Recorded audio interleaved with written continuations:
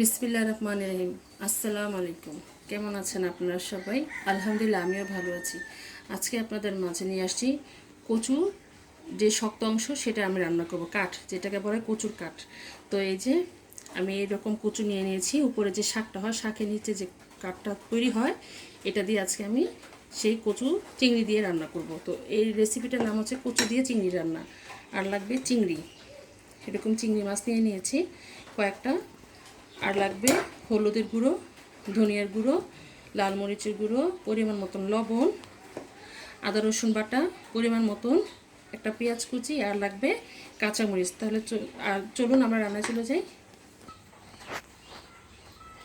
আমি চুলার কাছে চলে আসছি, এখন জালটা জ্বালিয়ে দিব। বিসমিল্লাহির রহমানির রহিম। আমি এটাতে পরিমাণ মতন সামান্য পরিমাণে তেল দিয়ে রেখেছি। আমি কচুটাকে এইভাবে কেটে নিয়েছি, এভাবে গুটি করে নিয়েছি। আপনারা চাইলে পোলেও ভাজি করতে পারেন। এটা আমি ঝোল তৈরি করব, ঝোল রান্না করব, সেজন্য আমি এভাবে যে কাঠটা আছে সেভাবে টুকরো করে নিয়েছি এভাবে। আপনারা চাইলে ফাঁপ দিয়েও নিতে পারেন, আমি ফাঁপ দিব না, ডাইরেক্টলি আমি এটাকে কষিয়ে তারপর রান্না করব। এখন আমি প্রথমে চিনিটা হালকা ভাজা করে নেব। বিসমিল্লাহির রহমানির রহিম।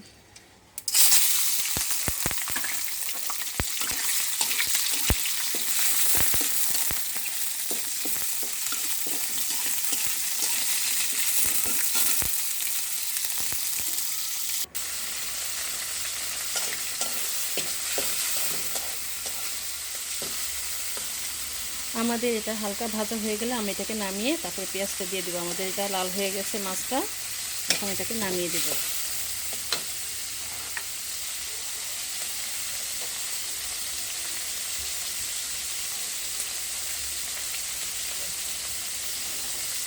নামিয়ে দিব, এটাকে নামিয়ে দিচ্ছি।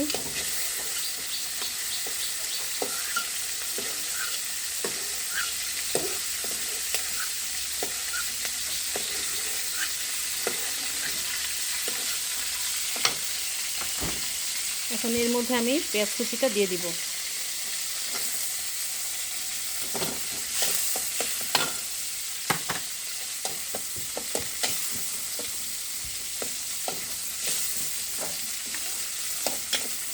পেঁয়াজটা হালকা একটু লাল হয়ে আসলে তারপরে এর মধ্যে আমরা সামান্য একটু পানি দিয়ে মশলা দিয়ে কষিয়ে নেব।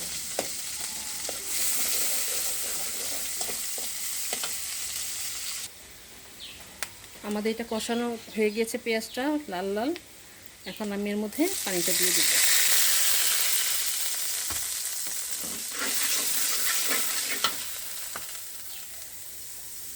এখন আমি এর মধ্যে আধা চা চামচ পরিমাণ হলুদের গুঁড়ো দিয়ে দিচ্ছি,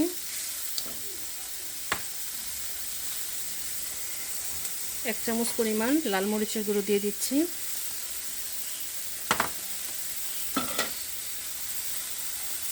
ধনিয়ার গুঁড়ো দিচ্ছি আধা চা চামচ, দেব আদা রসুন বাটা,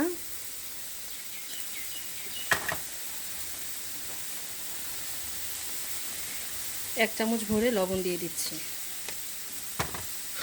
এখন মশলাটাকে হালকা একটু কষিয়ে চিংড়ি মাছটা আগে দিয়ে দেব।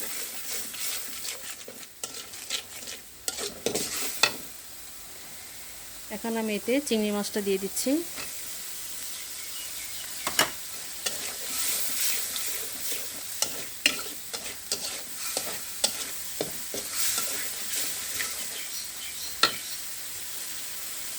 এখন কেটে রাখা যে কচুটা আছে সেটা এখন দিয়ে ভালোভাবে কষিয়ে নেব। বিসমিল্লাহির রহমানির রহিম।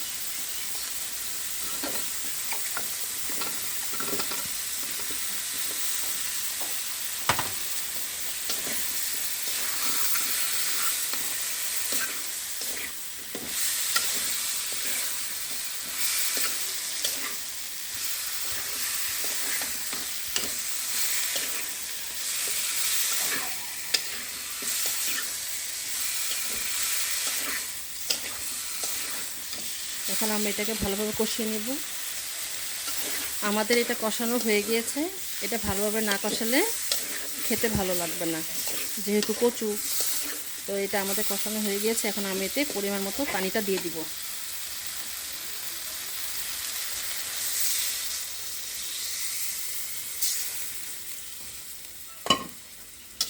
এখন আমি এখানে পরিমাণ মতন পানিটা দিয়ে দিলাম। এখন এটা বলক চলে আসলে আমরা কমিয়ে দিব, তারপর সেদ্ধ হওয়া পর্যন্ত আমরা অপেক্ষা করব। এখন আমরা এটাকে ঢাকনা দিয়ে ঢেকে দিব।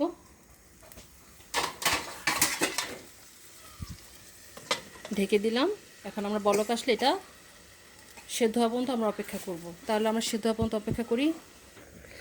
এখন আমরা এই ঢাকনাটাকে খুলে দেখব। আমি দুবার নেড়ে দিয়েছিলাম অফ ক্যামেরায়, তো এখন দেখব নাড়া দিয়ে গলেছে কিনা। আর সামান্য একটু গলবে।